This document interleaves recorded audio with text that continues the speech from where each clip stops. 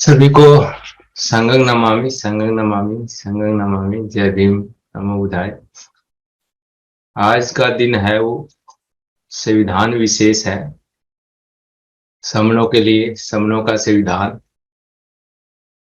समनों का बनाया हुआ, we the people of India.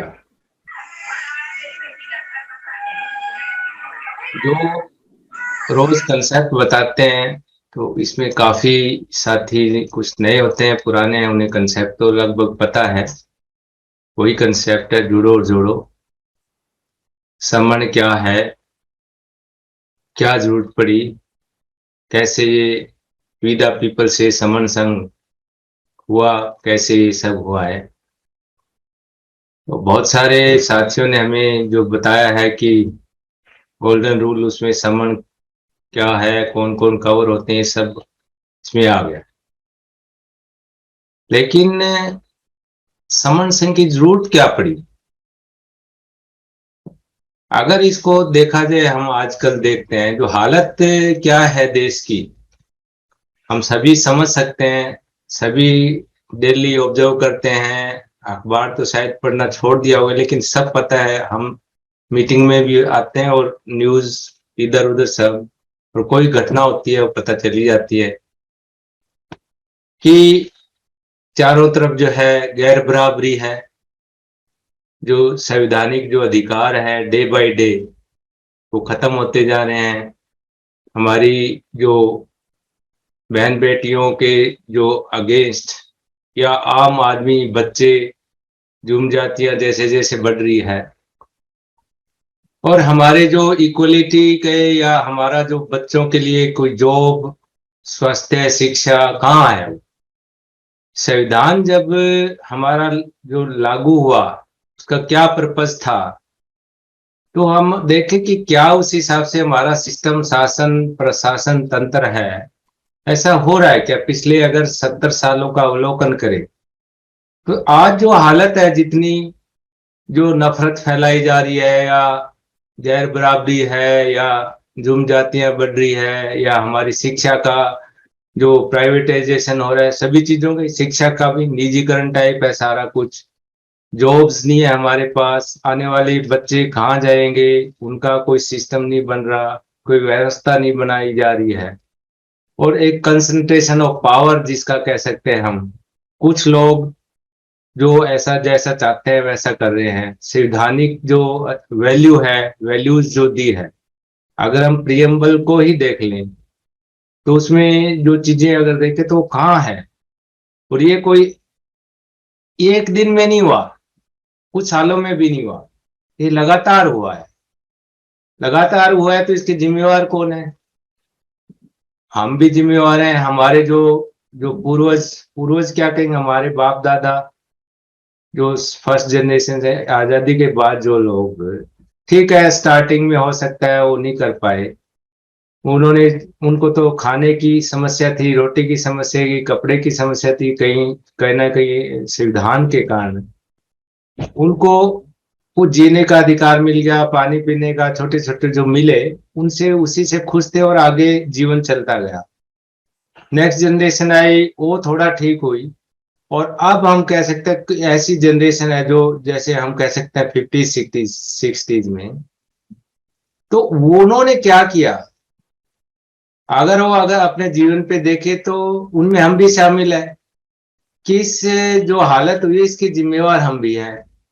तो कम से कम ये बात तो मान लें हम कि हम जिम्मेवार है, तो अपना अब भी समझ में आ गई तो अब भी शुरू करें कुछ न कुछ करना।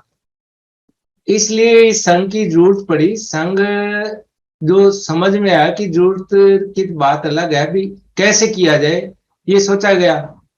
और ये साथ साथ पिछले कह सकते हैं 8 10 15 सालों से जो चिंतक है वो बात करते रहे, ऐसा नहीं है नहीं करते रहे, लेकिन वो ज्यादा लोग या एक दो लोग, कुछ लोग इस तरह से करके वो कर नहीं पाए, या उनमें सामर्थ्य अपने हिसाब से कोशिश करी, नहीं हो पाया।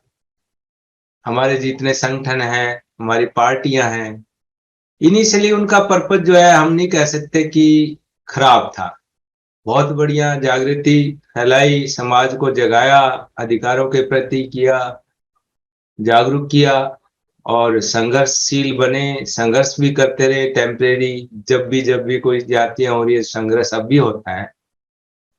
लेकिन जितने संगठन और जिस ढंग से संघर्ष कर रहे हैं, अगर वो सारे ये बात सोच ले कि हम सब लगे हुए हैं, लेकिन हमारे अधिकार फिर भी क्यों जा रहे हैं?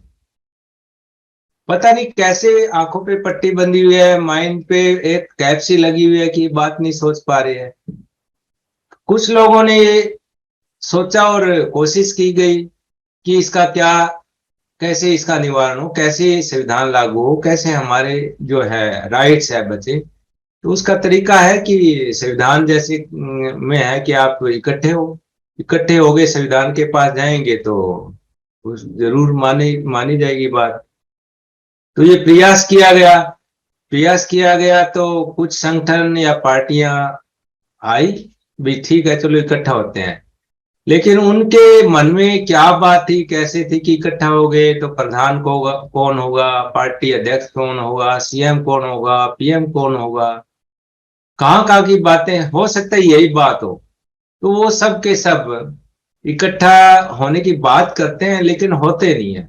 सभी कहेंगे भी इकट्ठे होंगे तो जीतेंगे, इकट्ठे होंगे तो ही हमारे अधिकार बचेंगे, लेकिन होते नहीं है, सिर्फ बात करते हैं, भाषण करते हैं, जगह जगह जो है रैली करेंगे, पार्टियां जब इलेक्शन हो गए जब भी करेंगे। लेकिन अगर वो इतनी सी बात समझ ले कि इकट्ठा हो गए हमारे जो अधिकार जब बचेंगे, तो इकट्ठा हो क्यों नहीं रहे? इसका मतलब उनके पद प्रतिष्ठा, स्वार्थ, भाषण, चंदा, ये जितनी सारी चीजें हैं उनके अंदर ये ऐसा घर कर गई है, वो शुरू में उनके मन में नहीं थी लेकिन अब है। अब जितने साथी है, जितने संगठन है, जैसे संगठनों की बात करें तो इतने लाखों, 29 लाख हो गए जैसे बता रहे हैं, कोई भी इकट्ठा होने की तैयार नहीं। ऐसी रोज पार्टियां भी नई नई बनती है, जैसे इलेक्शन आते हैं कुछ न कुछ दो चार पार्टी और आ जाती है।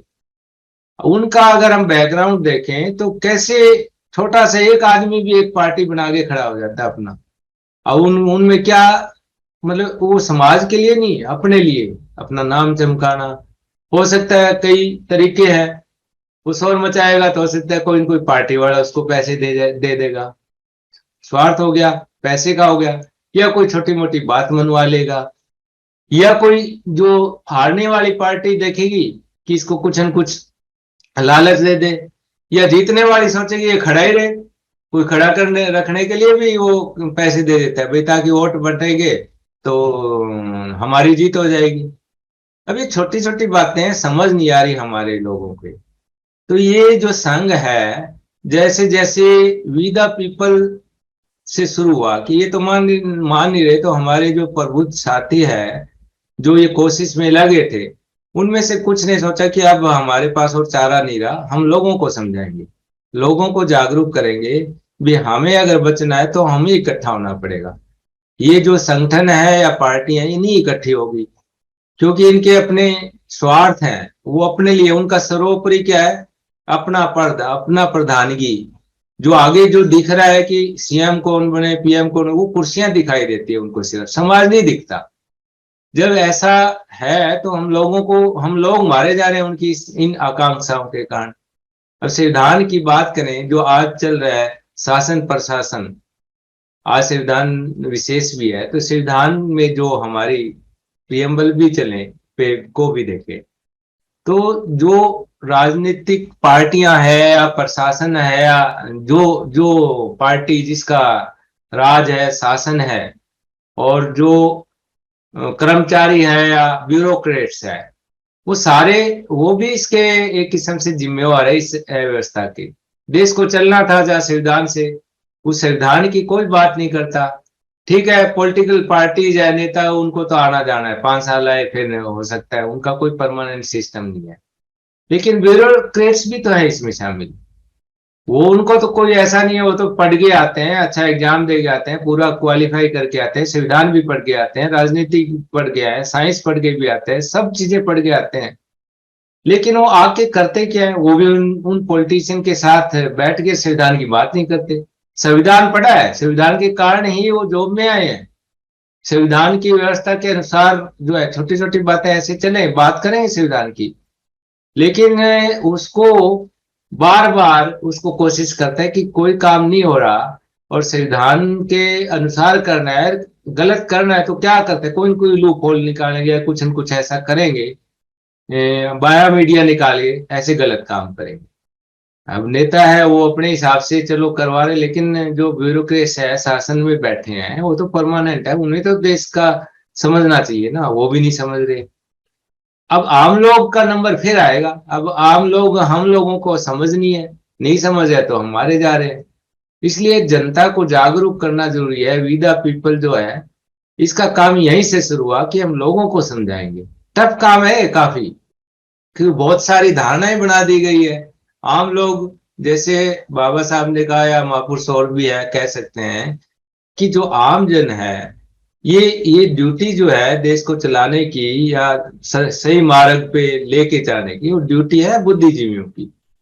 और बुद्धिजीवियों जीवी जो है, जो कैसा ही कर सकता है, अगर अच्छा बुद्धिजीवी वर्ग अच्छा मार्ग दे सकता है, अगर वो सही है तो अच्छा मार्ग देगा, और वो खराब भी नहीं कर सकता है अपने स्वार्थ और उसके लिए। तो अब देख सकते हैं कि सारा स्वार्थ वाला बुद्धिजीवी है, और जो आम पब्लिक है वो सिर्फ फॉलोअर होती है, जो मार्ग दिखाता है उसको मानने वाली। अब अगर ऐसा है, वो तो जनरल है। अब हम लोगों को सोचना पड़ेगा, इसमें कुछ बुद्धिजीवी वर्ग कुछ बचा है उसमें से भी, जो जनता को समझाएं, और जनता में से बुद्धिजीवी वर्ग अच्छे जो है समझ सकते हैं, उनको एक किस्म से प्रोत्साहित करें कि अगर हमें देश को और जनता को और इस सिस्टम को सबको बचाना है, तो हमें इकट्ठा हमें होना पड़ेगा। ऐसा सोच के जो मई 2021 में ये वी द पीपल शुरू किया गया था, और इसकी ऑनलाइन जूम मीटिंग शुरू की गई थी। और जैसे बढ़ते गए वैसे वैसे नियम, वैसे वैसे हम आपस में मंथन करते गए, क्या 2 महीने हो गए, 6 महीने हो गए, बढ़ते गए संख्या, 100, 200, 400 पोर्टल पे।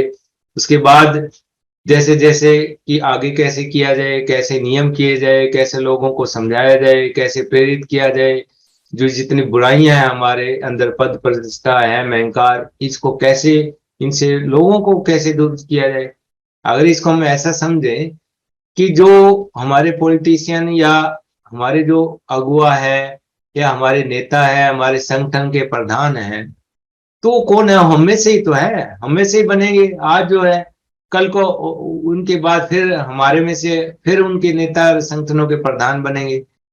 तो इसका मतलब ये हुआ कि जो समाज हम है, हम ही सही नहीं है, अगर देखा जाए तो है तो, या बोल नहीं रहे, अपने कर्तव्यों का पालन नहीं कर रहे। इसलिए जो हमें खुद को, समाज को खुद को भी ठीक होना पड़ेगा। जो पद प्रतिष्ठा है, अहंकार, जो ईगो, स्वार्थ, प्रधानगी, जितने सारे हमारे अंदर है भैया, और बुराइयां हैं, चाहे व्यभिचार की है, चाहे नशे की है, चाहे झूठ बोलने की है, भ्रष्टाचार की, सारी बुराइयां हैं, जिसके कारण हमारी हालत ये हो रही है। और हम में से हो जाते हैं नेता, वो और ज्यादा करते हैं। तो हमें समाज को ठीक होना पड़ेगा, एक सदाचार पे आना पड़ेगा, आचरण ठीक करना पड़ेगा, सिर्फ कहने से नहीं, अपने आप में धारण करना पड़ेगा। तो समर संघ ने ये सारी चीजें जैसे जैसे शुरू करी वी द पीपल से, तो सोचा भी कौन सा हमारा मार्ग अच्छा है, उस पे जाया जाएगा। तो मार्ग तो एक ही है, बुद्ध का मार्ग। साइंस है, विज्ञान है, प्रकृति है, और सच है, सच्चाई है, जो अलग हो ही नहीं सकता। मार्ग एक ही है, उस पे चलेंगे तो भटक ही नहीं सकते।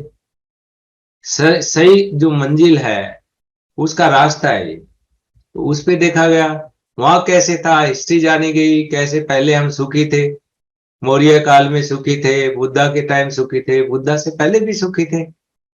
और हो सकता है समय के साथ कुछ न कुछ बुराइयां आ जाती है, गौतम बुद्ध के समय भी कुछ बुराइयां आई होगी, समान थे, बराबर रहते थे, सब कुछ ठीक था, जाति आधारित कोई गैर बराबरी नहीं होगी, सब आपस में ठीक रहते होंगे, फिर भी बुराइयां तो आ जाती है और तरह की।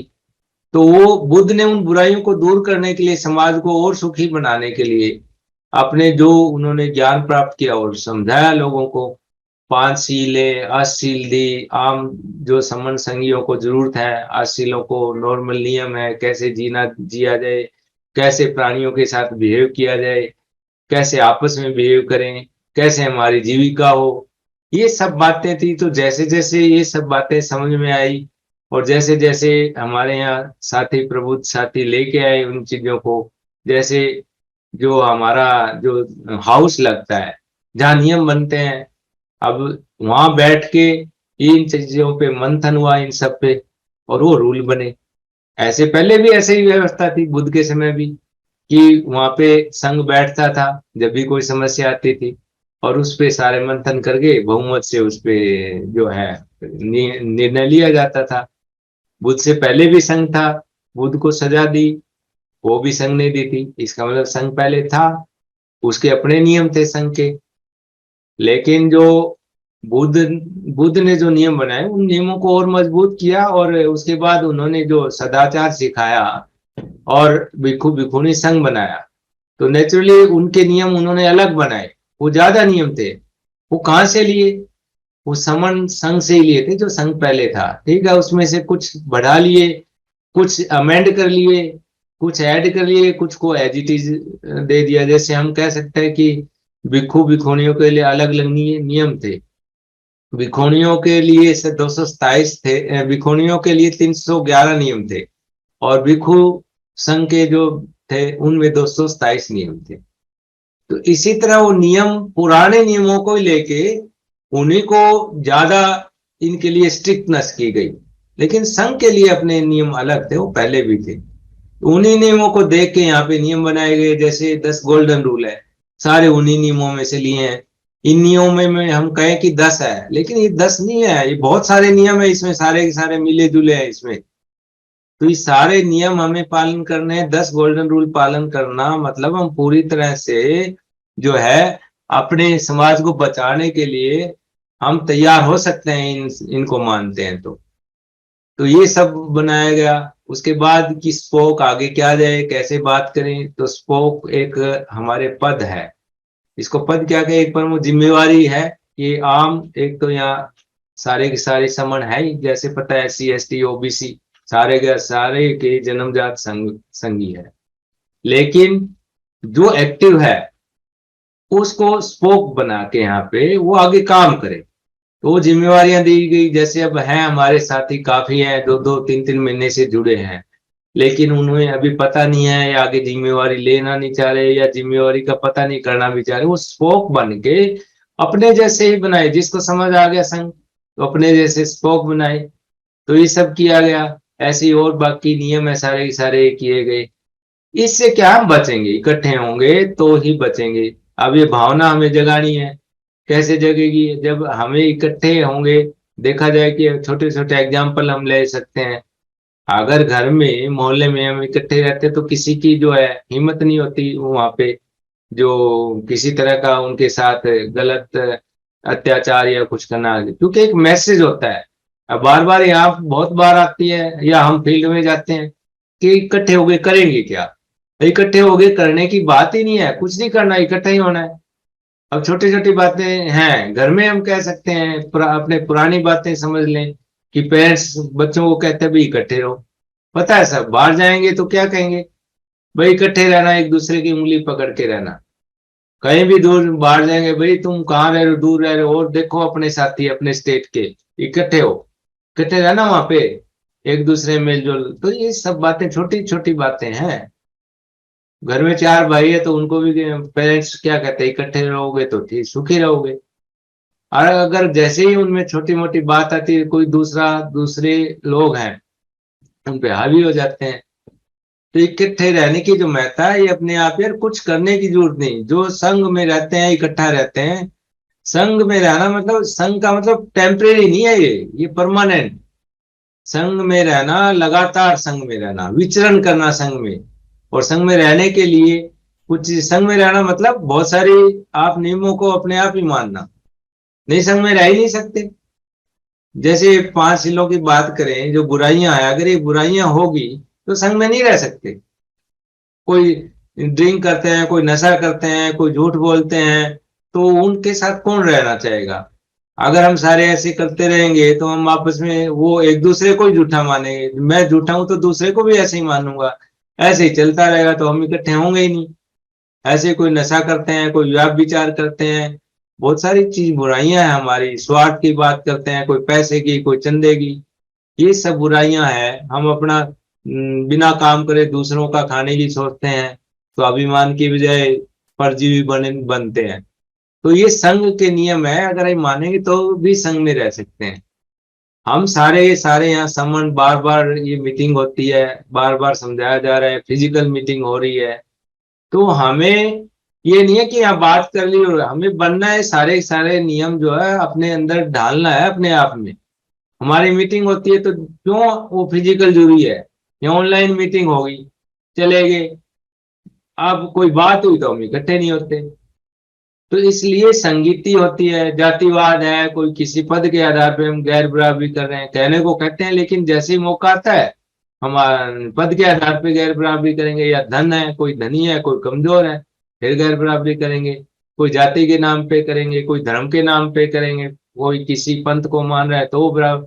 ये सब मानते रहे, क्योंकि मानते रहे, ठीक है, कोई वो अपना पर्सनल है, कोई रिलीजन या कोई धर्म या कोई पंथ मान रहा है तो पर्सनल है।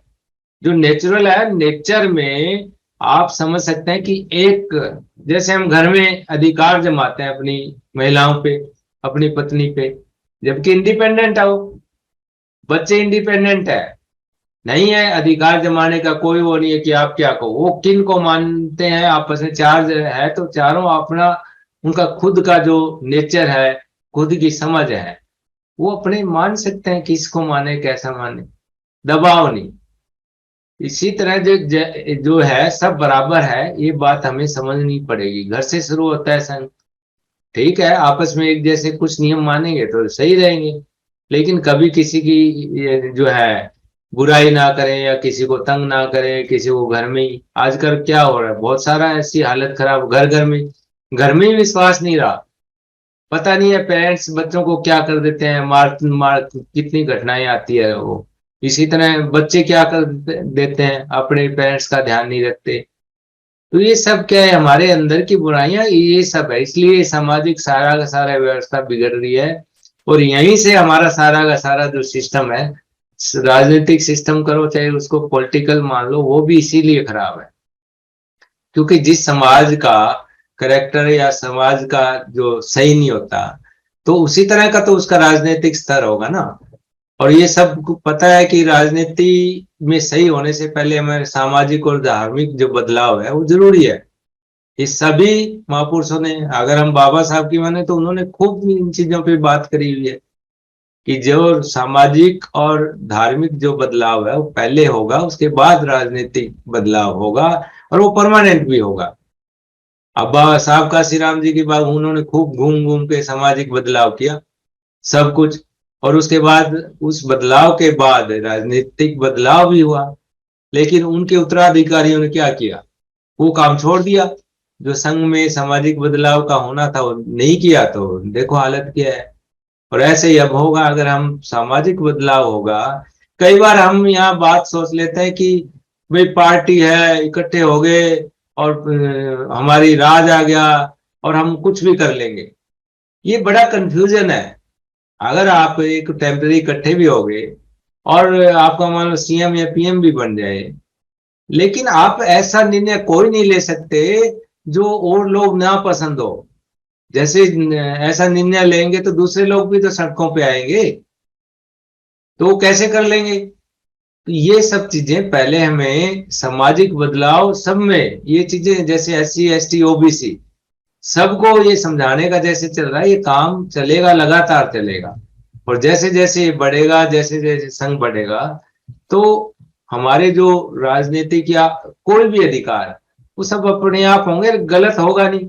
अब संविधान के अनुसार नहीं चल रहा देश, अगर ठीक होंगे, ठीक लोग उसमें जाएंगे राजनीति में, तो संविधान की बात करेंगे, ठीक लोग होंगे तो ब्यूरोक्रेसी में जाएंगे तो वो भी संविधान की बात करेंगे, ठीक लोग होंगे, ठीक हमारे संघ के को मानने के हिसाब से होंगे, तो वो अपने और भी नौकरी पैसा कुछ भी करेंगे, व्यापार करेंगे, एथिक्स होगी वहां पे।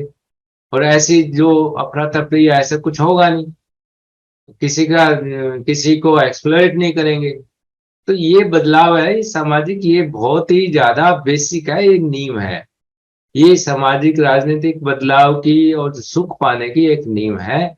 हम इकट्ठे होंगे तो ही हम जीतेंगे, और जैसे जैसे इकट्ठे होते जाएंगे वैसे वैसे हमारे जो है सुख मिलते जाएंगे। ऐसा नहीं है कि कोई सोचे आज नहीं, आज भी है, कहीं ना आपस में बात करते हैं एक दूसरे को, कहीं कोई समस्या है वो आ जाती है। और जैसे जैसे जिस जगह इकट्ठे होंगे तो वहां पे एक मैसेज होगा भी ये लोग इकट्ठे हैं यहाँ पे, तो अपने आप ही जनजातियां नहीं करेंगे। ये सिर्फ, और इसी तरह दूसरे शिक्षित होना भी जरूरी है। कई बार हम सोचते हैं कि हम तो हो गए, अब दूसरे लोग कोई ऐसे हैं अज्ञानता में भी जुर्म करते हैं मान लो, तो जुर्म तो कर ही दिया ना, इसका मतलब उससे भी शिक्षित होना चाहिए, होता तो ऐसी जुर्म जाति नहीं होती। तो इस सबको, जो ये सिस्टम जो संघ का है ये बहुत पुराना सिस्टम है।